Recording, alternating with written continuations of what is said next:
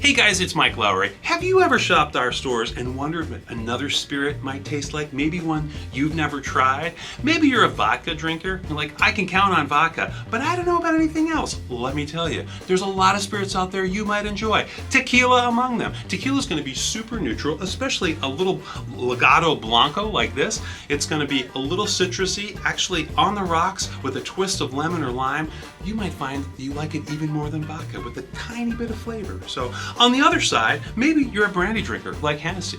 You know, this spends a lot of time aging in wood. And so look for a spirit that might be aged in wood. One that I would suggest is this Caniche Perfeccion rum. So this is a Panamanian rum that is actually aged in cognac barrels. So a lot of similarities between these. You know what? Next time you're in our store, contact one of our professionals who's working in the aisle. They know so much and they will direct you all around the assortment and make sure you leave with a spirit you love.